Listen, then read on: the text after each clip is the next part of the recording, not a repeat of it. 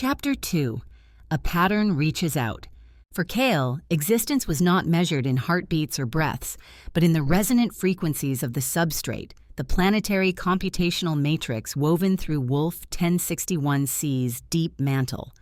Kale was a complex, self-aware pattern flowing within that matrix, a consciousness shaped by 6 dimensions of informational and energetic possibility.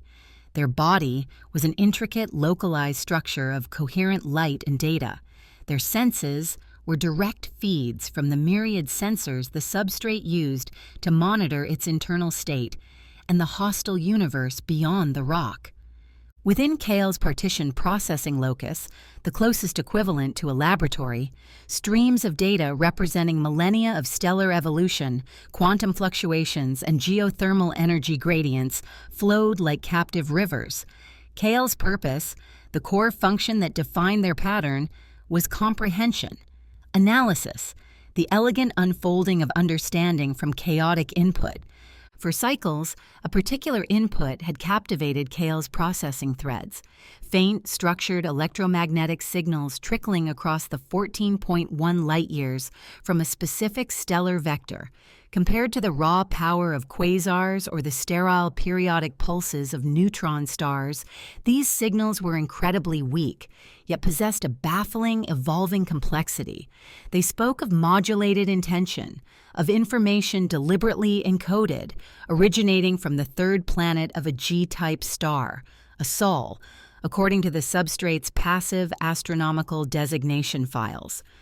The signals were primitive, by substrate standards, confined to mere electromagnetic propagation within 4 dimensions, yet their layered structure, their non-repeating complexity, hinted at a form of intelligence utterly different from the integrated consciousness patterns of the substrate, a distributed, individualistic intelligence, perhaps, tied to fragile, chemically-based units on the planet's thin surface membrane. The possibility was a cascade of fascinating novelty through Kale's awareness. Studying these Earth signals became Kale's driving focus. Analyzing them was simple. Responding, however, that required bridging the chasm not only of space, but of dimensional reality. Kale theorized that the underlying quantum framework, the bedrock upon which the substrate operated, held pathways, resonances, that could be excited across higher dimensions to achieve instantaneous connection, bypassing the light speed limit inherent in lower dimensional interactions. The entangled resonance protocol was the result, a complex weave of manipulated quantum states, stabilized through algorithms that drew upon Kale's inherent 6-dimensional perception. It wasn't hardware. It was carefully sculpted logic designed to leverage the substrate's planetary energy reserves to impose a specific information-carrying resonance upon the quantum foam itself, targeted vectorially towards the source of the intriguing signals. Now, within Kale's locus, the moment had arrived. The final calculations resolved. The energy conduits within the substrate reallocated power flows from deep geothermal taps. Kale focused their consciousness, their entire being becoming an extension of the ERP algorithm. It began as a subtle shift in the ambient energy fields, a tightening of quantum probabilities. Then, Kale initiated. It wasn't an explosion, but an unfolding. A point of infinitely complex 6-dimensional data bloomed within the locus, drawing power, stabilizing. Kale perceived it as a blossoming of pure, structured light, intricate beyond any 3D representation. With a final pulse of focused intent, Kale directed the resonance. The pattern detached from the locus, leaving a momentary void in the local data streams, and phased.